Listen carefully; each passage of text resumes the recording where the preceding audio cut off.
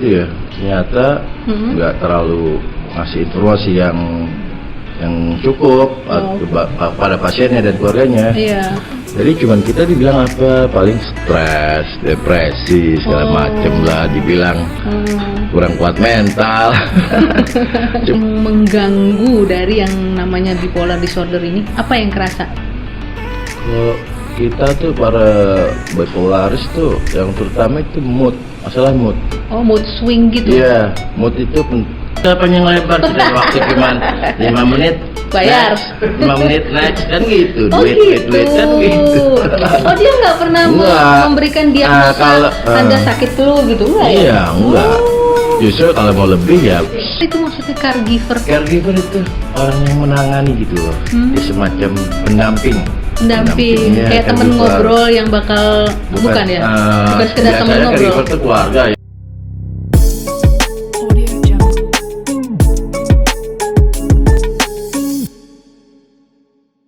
Assalamualaikum warahmatullahi wabarakatuh. Ketemu lagi bareng saya Lia Lubis di podcast Coba Cerita. Dengerin yuk. Nah, selamat siang. Kabarnya gimana nih Sobat Cerita? Mudah-mudahan hari ini kita bisa balik lagi ngobrol dengan narasumber-narasumber yang sangat-sangat menginspirasi. Salah satunya adalah hari ini saya mengundang yang namanya Mas Fairuz Zakaria. Ya, betul ya? Ya. Apa kabar Mas? Alhamdulillah sangat baik. Nah, Mas Fairuz ini hari ini dia pengen cerita sama kita tentang bipolar disorder, betul begitu? Betul. Nah, mungkin silahkan Mas Fairuz mulai dari apa ya ibaratnya, gimana sih dulu pertama kali sampai akhirnya Mas Fairuz menyadari bahwa oh ternyata saya kena yang namanya bipolar disorder ya, gitu loh. Pasti kan orang awalnya nggak ngerti ya, bipolar itu apa, gimana sampai bisa dikatakan bahwa Anda terkena bipolar, ciri-cirinya. Sok, mangga berbagi cerita. Ya, kalau dirunut ceritanya itu panjang sekali ya. Sebenarnya dimulai dari saya sekitar umur 8 tahun itu masih SD kelas 4 itu udah ada gangguan dalam hal sebenarnya pikiran itu. Jadi pikiran saya itu terlalu luas. Yang ada di sekitar orang-orang baik yang teman sebaya maupun orang tua atau masyarakat lain, itu saya kayaknya menangkap semuanya gitu. Makanya saya dulu tuh sampai masuk rumah sakit di Pelni dengan keluhan pusing gitu. Oh ya, gitu. Sampai akhirnya dirawat di Pelni. Sampai ke psikolog anak. Bahkan sempat zaman dulu kan belum ada MRI ya, apalagi fMRI, jadi cuma ada CT scan dengan biaya yang besar. Dan itu bapak saya sama ibu saya cuman ya pegawai biasa. Gitu. Jadi awalnya karena ada keluhan pusing-pusing itu, orang tua mengira ini sakit kepala kali, mari kita MRI aja gitu. Iya benar kan? Masih CT scan artinya. CT scan, Jadi masukin dalam terus muter gitu. Terus? Periksa otaknya. Nah ternyata singkat cerita SMP juga sudah mulai itu. Tapi ada hikmah juga tuh di SMP itu saya belajar tuh udah mulai sistematis, catatan teratur segala macam, bahkan saya dipikir dari situlah saya bisa menjadi seorang yang perfeksionis juga. Lanjut ke SMA. Nah dari SMA itu ya kalau bergaul, sosialisasi dengan saya dan orang lain itu, dengan teman-teman sebaya, itu emang kurang. Istilahnya kalau zaman kita ya Mbak, dibilang kupar, kurang pergaulan, gitu, pendiam, pemalu. Introvert lah ceritanya. Iya, introvert, benar, introvert. Ya, benar, introvert. Oke. Nah, terus ya sudah SMA lulus, masuklah mulai lanjut perguruan tinggi ya, universitas. Alhamdulillah keterima tahun 91 lulus SMA di Bandung, Telkom, kata dinas. Tapi ya emang udah takdirnya, bapak saya mengalami sakit kanker sudah 5 tahun, dan itu tahun 91 saya masuk ke Telkom di jurusan Teknik dan Manajemen Industri.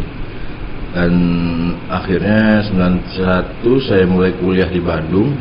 Langsung tuh pindah, maksudnya sebelumnya di Jakarta doang tuh benar-benar langsung tinggal di Bandung seorang diri, kos dan sebagainya. Dengan pengalaman saya sosialisasi itu kurang, berat ya. Untuk hidup biasa aja udah berat. Ditambah saya udah nggak fokus tuh dengan pelajaran dengan kuliah segala macem lah, ekstrakurikulernya. Saya udah mulai mengalami gangguan, dan sebelum bapak saya wafat pun tahun 93 itu beliau sudah mengerti. Sebenarnya beliau tuh emang ya orang terpelajar juga kan ya, orang intelek juga, jadi tahu ini mah bukan apa-apa, ini pasti masalah kejiwaan. Jadi yang bapak saya lakukan itu pertama kali itu membawa anak-anaknya ke psikiater. Waktu bapak saya kerja masih di PT Industri Sandang itu kan, di Patal Senayan itu dekat situ ada dokter psikiater. Jadi pertama kali pergi ke psikiater justru pas sudah selesai kuliah atau di masa kuliah itu atau? Ya, di masa kuliah. Oke. Ya, dari situ cuman psikiater itu begitu ya, ternyata nggak terlalu ngasih informasi yang cukup pada pasiennya dan keluarganya. Iya. Jadi cuman kita dibilang apa, paling stres, depresi segala macem lah, dibilang kurang kuat mental, macam-macam lah. Iya. Nah, iya saya pas di situ sudah mulai sih diresepkan obat. Minum obat. Iya, sebagian saya minum yang perlu, sebagian saya males lah. Masih umur segitu minum obat kan, bodo amat gitu kan. Karena saya kuliah cuman 3 semester. 91 saya mulai kuliah di STTelkom, 93 bapak saya meninggal. Jadi saya pulang kembali dari Bandung ke Jakarta. Kayak itu saya ikut BMTN lagi tahun 93-nya. Itu kan kesempatan terakhir ya. Saya milih ITB dan UI, akhirnya dapat di UI pilihan ketiga. Di jurusan ilmu perpustakaan, Fakultas Sastra dulu, sekarang FIB. Ya, saya mulai kuliah lagi di situ ya. Dan saya mulai juga tuh, wah asik nih kuliah nih, keren nih, banyak teman-teman yang asik kan gitu ya. Lingkungan baru ya. Ternyata saya nggak benar-benar bisa fit-in di dalam mereka situ. Emang saya terlalu banyak jadinya, terlalu banyak sana sini, ini cuman kuliah juga nggak fokus lagi. Belajar di rumah apalagi cuman dapat materi yang saya dengar dari dosen-dosen, dari materi yang ada, ya gitulah. Semester pertama itu saya setelah ujian bernasib nasakom saya. Nasib 1 koma IPK. Iya. Nasib 1 koma. Ada istilah nasakom ya. Iya. Cuman yang sekian deh, kebanyakan C dan D. Bahkan E dan ada I. Incomplete. Ya udah, akhirnya terus tuh deh. Tapi di situ udah mulai tuh depresi saya yang terutama ya. Perkembangan bipolarnya kan akhirnya saya mengetahui itu saya mainly-nya itu majorly mengalami depresi. Depresinya itu mulai yang ringan dari stres, depresi biasa, bahkan sampai yang cukup berat ya, berkepanjangan kronis gitu. Sebulan 2 bulan tuh saya nggak mau ketemu teman, nggak mau keluar kamar tuh sampai jendela, dan pokoknya yang kasar kisi-kisi itu ditutupin semua pakai koran. Nggak mau ketemu teman, nggak mau. Waktu itu tinggal sama orang tua atau masih sendiri? Di rumah. Waktu itu rumah saya di Palmerah Malaysia. Masih. Ya udah, dibawa berobat, males, ke Ustadz mau, tapi ya Ustadznya belum begitu mengerti. Saya dikasih amalan aja, suruh ngamalkan banyak-banyak ayat kursi, suruh ngapalin surat Yasin. Udah itulah, sampai situ akhirnya kuliah dengan segala macam aktivitasnya, berorganisasi juga. Saya tergabung di KMB. Apa tuh KMB? Kayaknya apa ya? Keluarga mahasiswa Betawi. Sempat jadi megang proyek pameran foto di sih saya lupa sih, kuliah udah lama juga. Iya, bagian pengas, pengabdian masyarakat, seperti Pulau Tidung segala tuh, bangun-bangun MCK dan kamar mandi. Nah, di situ saya nggak konsumsi obat. Saya belum ketemu lagi tuh dengan dokter saya tuh, dokter Senayan, dokter Dahlia namanya, nggak tahu masih hidup ada, udah nggak ada, sekarang udah lama juga. Dan saya itu berdua, Mbak Lia. Sama? Yang mengalami mental illness. Iya, maksudnya di dalam keluarga. Iya. Oke. Jadi kakak saya yang pertama, yang sulung, namanya Kak Bida, dan saya yang bungsu. Dan ternyata kakak saya yang pertama itu, sulung Kak Bida itu, dia mengalami gangguan itu skizofrenia. Oh gitu. Skizofrenia yang tipe, yang jenis skizofrenia paranoid. Itu diagnosisnya. Sampai sekarang masih berobat sama saya, alhamdulillah. Kami punya BPJS yang PBI, jadi tiap bulan ya kontrol dan dapat obat full sebulan dari BPJS. Dan rujukannya 3 bulan sekali perpanjang di puskesmas tuh. Oke. Yaudah. Jadi kalau maaf aku potong, kalau boleh dari ceritanya tadi, memang kejadian ini kayak nggak mungkin dalam waktu semalam ya, benar nggak sih terbentuknya? Kayaknya tadi udah bertumpuk-tumpuk, dibiarkan kan gitu kan akhirnya. Nah yang aku mau tanyain tuh justru sebenarnya apa sih yang paling mengganggu dari yang namanya bipolar disorder ini? Apa yang kerasa? Kalau kita tuh para bipolaris tuh yang terutama itu mood, masalah mood. Oh, mood swing gitu? Iya, mood itu krusial sekali. Jadi mood lu lagi gimana ya, lo yang hidup, yang lo alamin hari ini ya tergantung moodnya. Kalau moodnya bagus ya fine aja semuanya, asik malah. Kayak sekarang ini saya merasa kalau ditanya gimana kabarnya, alhamdulillah sangat baik. Saya tambah sangat karena saya bersemangat. Saya lagi sedikit mania. Lagi moodnya lagi agak naik dikit. Nah, beruntung gitu. ya kita hari ini. Iya, bener gitu. nggak? Jadi kalau seandainya moodnya lagi turun tuh kayak apa? Ya, moodnya lagi turun paling sedih kita. Ya mulai depresi. Tapi nggak ada penyebab. Ada. Ya paling kalau saya pribadi sih penyebabnya mungkin udah jenuh. Gue ngapain aja hidup ya? Gue belum punya pacar, belum punya istri, gimana nih? Udah umur sekian. Ntar tuanya siapa yang ngerawat gue nih? Waduh, masa single fighter forever. Jadi salah satunya yang paling ujung tuh kayak tadi, kalau misalnya udah moodnya nggak bagus langsung masuk kamar menutup diri gitu? Atau ada yang lebih krusial lagi? Maksudnya kalau sekarang mah kalau udah mengalami musim itu ya, terutama tuh yang penting tuh kendali pikiran. Kalau semua itu di pikiran, asalnya di otak. Dari kita mengendalikan pikiran itu, kita bisa mengendalikan perasaan, emosi-emosi, ya macam-macam itu. Pandangan kita tentang sesuatu di situ. Jadi menurut saya kalau mind control itu, mind controlling itu penting sekali. Jadi dimanapun kita berada, apapun situasi yang kita hadapi, senang atau susah atau gembira, miskin kaya, jumlahnya itu kan kontrol pikiran. Jadi sekarang hebat dong ya kalau seorang Mas Fairuz sudah bisa mengatakan bahwa gue udah tahu nih asalnya dari pikiran gue, itu kan udah luar biasa gitu. Itu namanya tilik diri. Insight. Oke. Jadi kalau misalnya seandainya kita ibaratnya feedback nih sedikit, kan Mas Fairuz tadi udah menyadari bahwa semua itu asal mulai pikiran. Terus Mas Fairuz ngapain sampai akhirnya sekarang bisa mengelola pikirannya? Apa yang dilakukan gitu? Saya banyak belajar, saya ngamati apa yang saya alami ini secara kronologis itu apa sih. Akhirnya udah ketemu saya, alhamdulillah. Apa tuh ketemunya? Boleh nggak tahu? Iya, jadi ya kembali lagi tadi kontrol pikiran, perasaan dan fisik juga ya. Jadi kayak mengenal diri gitu ya. Jasad dan ruh kita. Jasad dan ruh. Ya. Ada selama ini ada dibantukah dalam proses sampai akhirnya bisa mengatakan bahwa iya semua itu datangnya dari pikiran gue? Ada yang ngebantu atau tiba-tiba sadar sendirinya aja? Saya cari sendiri. Oh, hebat. Terus sampai tiba-tiba sekarang bisa jadi ibaratnya sahabat PJS, bisa ngebantu orang. Betul. Itu gimana ceritanya sampai bisa ngebantu orang? Kan berarti karena udah sehat dong ya, benar nggak sih? Ya pertama sih mungkin saya hijrah, saya sama keluarga hijrah ke tempat tinggal saya sekarang di Tebet. Mulai hidup baru, rumah baru, sendiri? Lingkungan baru, enggak, sama keluarga. Oh, tetap pindah. Mulai di situ, udah, terus saya mulai kontak teman saya.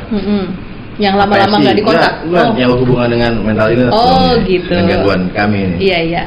Saya mulai kontak Mas Bagus Utomo, ketua KPSI. Oh, iya. Dari KPSI, kenal BCI, dan akhirnya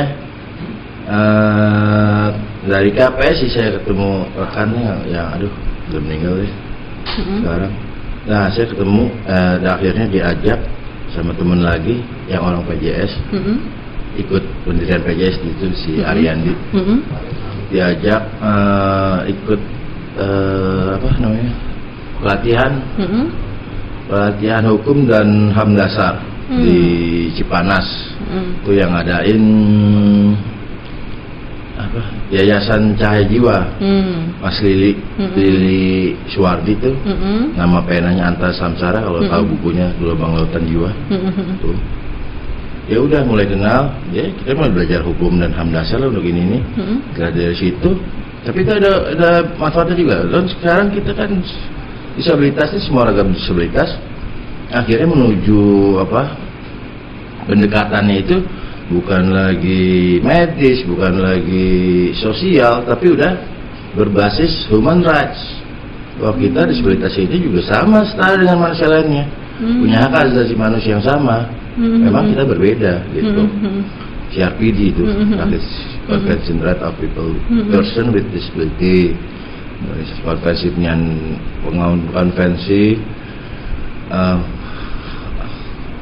konvensi hak-hak penyandang disabilitas. Itu dan kita dari ratifikasi tahun 2011 sampai sekarang. Oke. Aku agak masih sedikit kurang paham, mungkin bisa kembali dijelaskan. Artinya Mas Fairuz sampai akhirnya bisa di titik ini, bisa ngobrol, itu kan artinya udah ada kesembuhan berapa persen dari yang sebelumnya? Kalau dibilang kesembuhan berapa persen, dari mulai 0% sampai banget, dari mulai 0% sampai 100%, kalau menurut saya itu kita mah beyond. Bisa di bawah, bisa minus persen, bisa di atas 100% pun kita 200%, double, triple bisa. Oh, jadi nggak bisa pakai hitung-hitungan kayak gitu ya? Batasannya luar biasa manusia itu. Karena kita nggak cuma jasad, cuma ruh kita, akal kita, mind kita, angan kita, pokoknya luar biasa.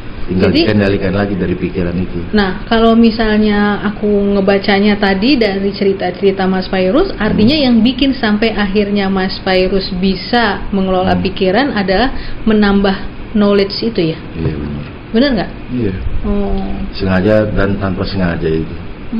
Kayak contohnya tanpa sengaja saya, ya sedih juga ya. Akhirnya dirawat di anti rehabilitasi mental. Terus saya iseng-iseng, ternyata ada bacaan tentang, ya ternyata saya bilang, oh ini saya nih. Oh, dokter nggak cerita ya, tapi kok malah saya tahu dari majalah kecil di artikel ini gitu. Bahwa saya bipolar.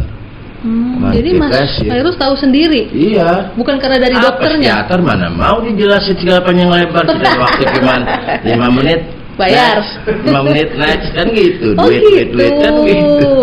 Oh, dia nggak pernah memberikan diagnosa Anda sakit flu gitu, enggak ya? Iya, enggak. Justru kalau mau lebih ya ke psikolog. Dan psikolog juga berbayar loh Mbak Lia sekarang. Ya iyalah. 200 per jam. Makanya. Terus akhirnya Mas Fairuz begitu tahu bahwa oh ternyata penyakit yang kayak gue rasakan ini namanya ini. Apa dikonfirmasi atau gimana? Ya, saya konfirmasi juga sih ya. Terakhir ya Pak dokter katanya ya benar.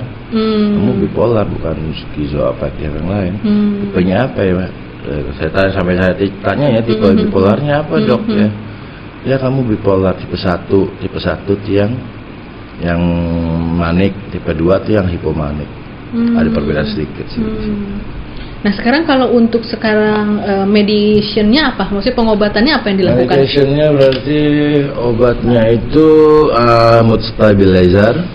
Maksudnya ada obat untuk mood stabilizer? Ada untuk mood penstabil mood itu. Ada. Minum terus itu? Nah itu termasuk obat jiwa generasi terakhir ketiga. Beda jauh tuh sama yang pertama kayak haloperidol. Jadi pernah ya haloperidol ya, aduh meler-meler nih ngecas. Oh gitu. Oke. Jadi itu obat yang harus dikonsumsi secara seumur hidup, kurang lebih seperti itu. Benar. Selain itu? Kalau saya pribadi sih ada tambahannya untuk tidur, jenis olanzapin gitu. Apa? Kenapa ada Untuk susah membantu tidur selama ini, gangguan tidur? Saya kadang insomnia masih. Saya kadang nggak tidur 24 jam masih. Selebihnya ya biasa-biasa aja sama kayak orang-orang lain. Iya biasa kok. Iya. Nah kalau misalnya seandainya nih sekarang kan kita di podcast ini kan ceritanya nih bukan mau terlalu mendalami tentang penyakitnya, kan lebih kepada berbagi pengalaman dan akhirnya bisa menginspirasi teman-teman di luar sana yang pengen sembuh. Ya boleh. Gitu kan. Nah bagus. kalau misalnya dari Mas Fairuz sendiri, seandainya pengen ngasih masukan, apa sih jejak Mas Fairuz yang ingin di-share ke teman-teman? Nih gue udah gini aja, lu cobain deh gini gitu. Untuk kasus yang sama ya. Kalau menurut saya sih saran saya, pertama accept yourself whatever you are.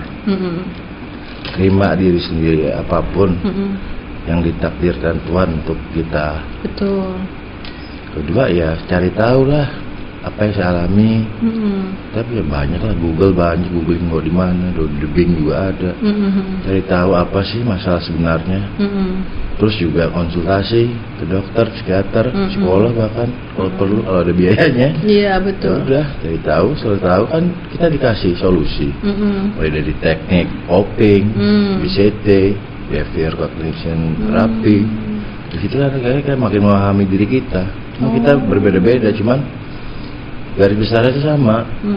Tinggal kita aja kalau lebih spesifik ke masing-masing pribadi ya itu. Gue begini, cara gue begini, cara ngatasin gue begini, obat gue begini, ya udah itu aja.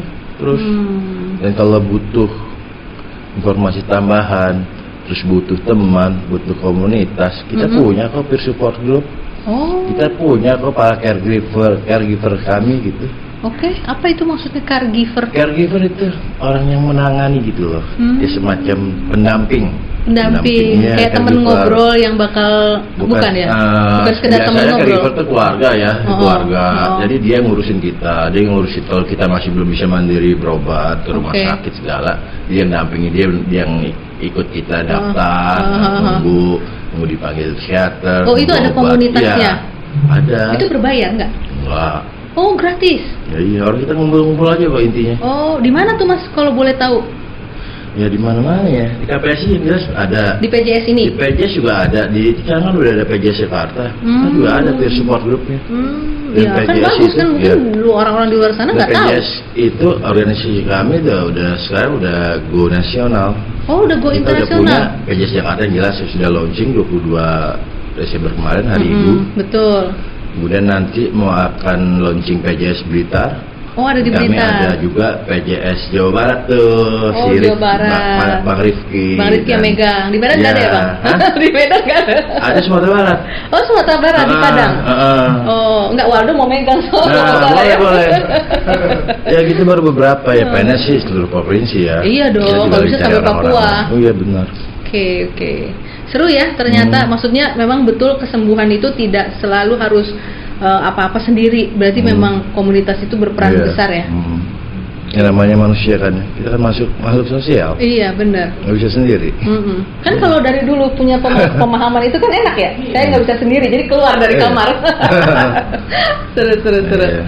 Nah kalau Mas Fairuz nih terakhir nih, karena durasi kan kita memang nggak bisa terlalu panjang nih ngobrolnya. Tapi yang aku pengen garis bawahi adalah tantangan terberat deh sebagai orang yang sudah punya pengalaman bipolar disorder. Apa yang terberat yang sampai gue butuh bantuan nih, kayaknya udah harus butuh bantuan, tantangan terberatnya?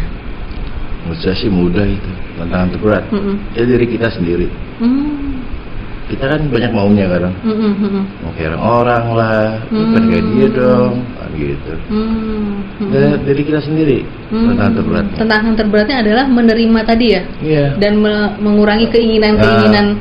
Menerima diri kita seperti apa, apa itu kepribadian kita seperti apa, terus mau kita apa, cita-cita kita apa, keinginan kita menjalani itu gimana, gaya hidupnya, pekerjaan.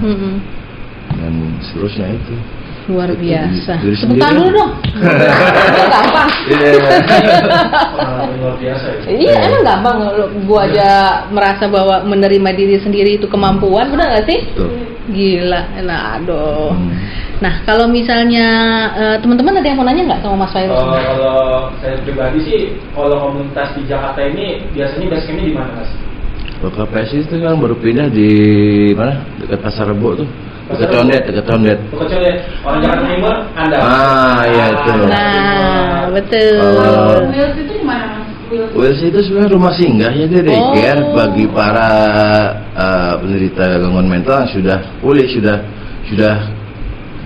check out dari rumah sakit jiwa atau panti rehabilitasi gitu. mental. Jadi Iya. kalau yang udah sehat tetap butuh rumah singgah untuk ngobrol-ngobrol tadi Iya, gitu ya. ada kan kegiatan. Oh, emang maksudnya kendala nggak sih pada saat cari kerja, berkeluarga, sangat. diterima di lingkungan yang mungkin baru? Sangat Mbak itu. Itu gimana Mas menghadapinya? Ya hadapin aja satu persatu. Keren. Satu-satu. Udah lah. Iya dong. Iya. Ya hadapinnya tapi Saya gua kalau tuh suka sekarang- gua kalau kayak gini Iya, ajar aja. Mau di mana nih tantangannya di keluarga sendiri? Iya, nggak usah Jelasin, jauh-jauh gue lah. begini, gue gini. Ya Oh. udah lu mau terima gue apa lu mau jauhan gue terserah gitu kan gitu. Oh iya sih, Lu benar keluarga kalau gua. pikir harusnya kayak gitu Nah lu ya. semua keluarga gue, saudara-saudara gue, bapak ibu gue, Heeh. lu mesti cinta gue dong, sayang gue dong. Kan Iya. gitu. Iya ya. Lah kalau di lingkungan kerja, Lingkungan kerja, aduh kalau saya sih alhamdulillah banget ya lingkungan saya itu emang orang-orang kita itu our circle. dia memang kerja di lingkungan Ah. yang memang mengatasi. Ya kita advokasi untuk sebuah disabilitas. Pernah kerja di PJS, pernah Iya. di ini kan? Pernah kerja Pernah. di luar dari komunitas ini kan Pernah. maksudnya. Hmm. Nah kalau itu gimana? Ya, saya lulus akhirnya Akhirnya tahun lulus. 2005. Iya. Bayangin loh dari 91 mulai kuliah 95 saya Masih baru jadi berapa nih, S1. Mbak? Baru S1 tahun Iya. 2005 umur Iya. saya udah berapa itu? Heeh. Nah, terus mulai kerja. Iya. Tapi nggak lama cuma 3 bulan. Oh. Soalnya kenapa? apa? Ya alasannya saya bilang apa ya tuh? Bukan kurang produktif. Pokoknya kurang optimal. Oh, kurang. Dan memang optimal. tidak ada akomodasi yang layak seperti sekarang yang mestinya disediakan di setiap instansi yang mempekerjakan seluruh orang termasuk yang disabilitas. Itu itu sih. Emang kalau misalnya kan kalau kelihatannya kan biasa aja ya, normal ya, maksudnya kerja mampu, berbicara oke. Udah mulai kambuhnya tuh apa sih maksudnya yang sedikit Kambuh. berubah? Kalau dulu maksudnya yang sampai akhirnya orang pada bisa membuat stigma bipolar ini negatif gitu kesannya. Emang apa sih kambuhnya, kelihatannya kayak apa tiba-tiba? Kambuhnya tuh kalau bipolar ya manik dan depresif. Manik itu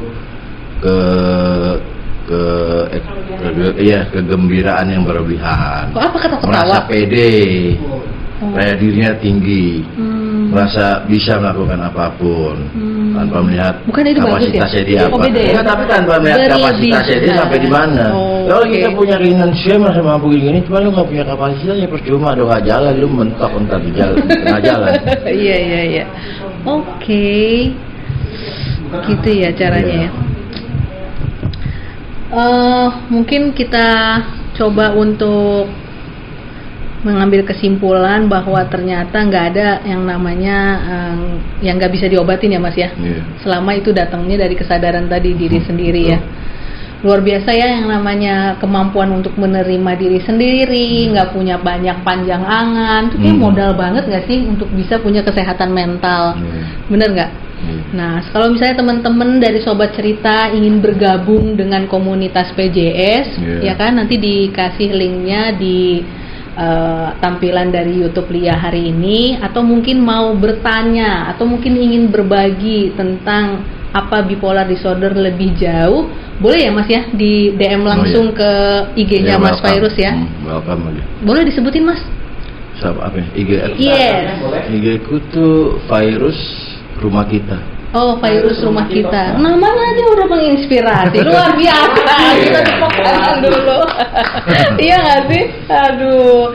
Nah, kalau misalnya nanti ada pertanyaan yang mungkin mau lewat saya, bisa langsung email ke sobatcerita@gmail.com atau DM ke sobatcerita 177. Nah, hari ini kita sudahi dulu pertemuan kita. Kita ucapkan terima kasih yang banyak buat sharingnya Mas Fairuz. Makasih ya Mas Fairuz sudah hadir. Sama-sama ya Bapak. Terima kasih juga nih buat tim dari Coba Cerita. Ada Yuna, ada Waldo, ada Mbak Hani, ada Mbak Lia yang sudah support sampai bisa Coba Cerita ini hadir di episode kali ini. Nah, kalau teman-teman mau dengerin video ini, bisa di Anchor atau di Noise atau lihat di channel YouTube-nya Coba Cerita. Jangan lupa untuk subscribe, like, dan bell-nya ditekan. Sampai sini, mari kita sama-sama akhiri perjumpaan dengan mengucapkan wassalamualaikum warahmatullahi wabarakatuh. Sampai jumpa lagi. See you next time. Waalaikumsalam.